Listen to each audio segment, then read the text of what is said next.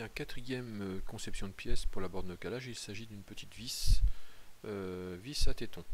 Donc sur cette vis à téton, nous avons donc une tête cylindrique, légèrement conique, une rainure, un filetage et le téton. Donc nous allons voir comment réaliser cela. Donc il s'agit d'une pièce de révolution, donc la technique que l'on a l'habitude d'utiliser maintenant, c'est un demi-profil de pièce. Donc allons-y.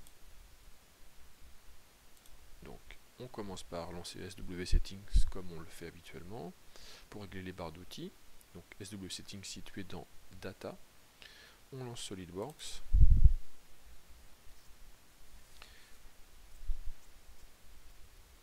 Et donc on va créer notre nouvelle pièce. Alors si possible à partir des modèles 2012 pour avoir les barres d'outils parfaitement configurées. On va donc prendre le plan frontal ou plan de face, esquisse, et on va générer une ligne de construction qui va être notre axe de révolution. Échappement. Donc à partir de là, on va donc créer notre demi-profil à partir de segments que l'on va créer. Donc le premier, ça va donc être le demi-segment de la tête. On va donc créer la tête. Ensuite on se décale pour la partie filetée. On se décale encore pour le téton. Et on va faire directement le chanfrein dans le profil. Pourquoi pas. On reste bien vertical. Voilà. Donc là je vais faire échappement. Voici ma vis, le demi-profil de ma vis.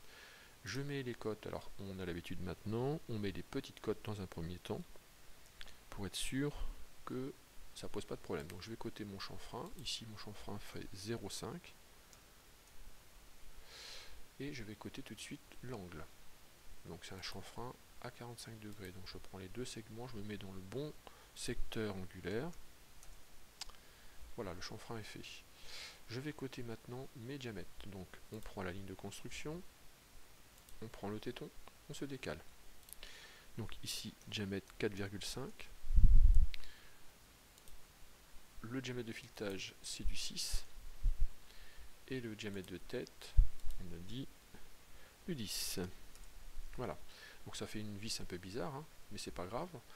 On va voir que tout ça, ça va se régler en mettant les autres cotes, les cotes horizontales. Donc la hauteur de tête. Là, je vais faire échappement. Je vais coter ce segment-là. Hauteur de tête 3,5.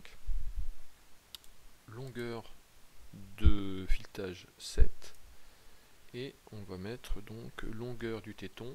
Donc là, il va falloir zoomer, prendre l'élément vertical ici et aller chercher l'extrémité verticale. Et là, on va avoir du 4,5. 4,5, voilà.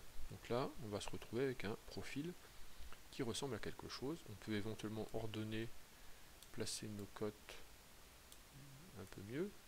Voilà, que ça ressemble à quelque chose. Donc, hop. Et là, on peut descendre la cote. Cote de 7, on va inverser. Voilà. Donc ici, c'est pas mal. Cote de 10, 4, 5. On peut même les mettre, voilà, comme ça. 6. Voilà. Donc, à partir de là, j'ai mon profil qui est réalisé.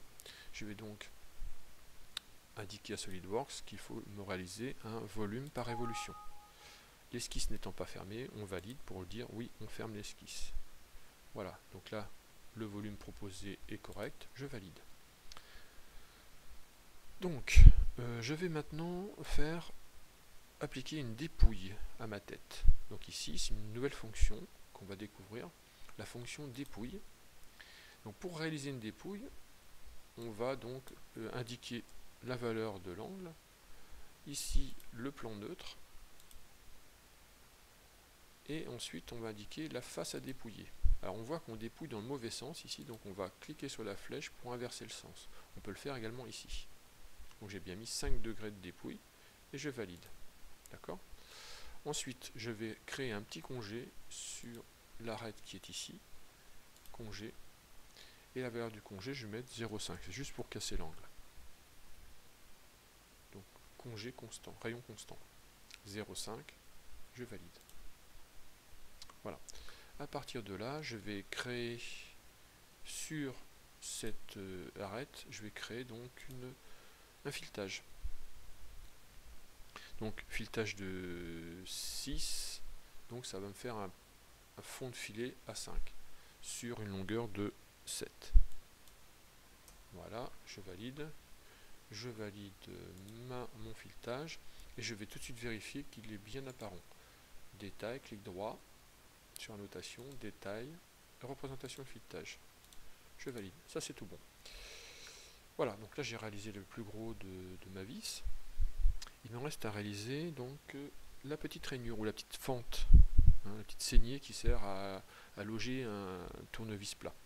Donc je vais m'appuyer sur le plan horizontal par exemple et je vais créer une esquisse. Je me mets normal à l'esquisse, soit à partir de là, soit à partir de la fonction vue en plan, mise en plan. Ici on a plan normal. Ensuite on va reconstruire pour enlever les petits traits là. Je vais, alors j'ai quitté, comme j'ai reconstruit, j'ai quitté mon esquisse, donc je recommence. Je reprends le plan horizontal, je crée mon esquisse. J'ai bien mon origine qui est là. Si vous ne voyez plus l'origine, c'est que vous n'êtes plus dans une esquisse. Et si vous ne voyez plus ça non plus. Je vais donc créer une ligne de construction pour bien définir l'axe de révolution de ma pièce. Voici. Hop. Échappement. Et là, je vais créer un rectangle par son centre. Alors, rectangle par son centre. Le centre, on sait qu'il est placé quelque part sur cette ligne. Et je vais venir l'accrocher, accrocher le rectangle sur l'arête extérieure ici. Il ne me reste plus qu'à côté la rainure. Donc, en hauteur, elle fait 2.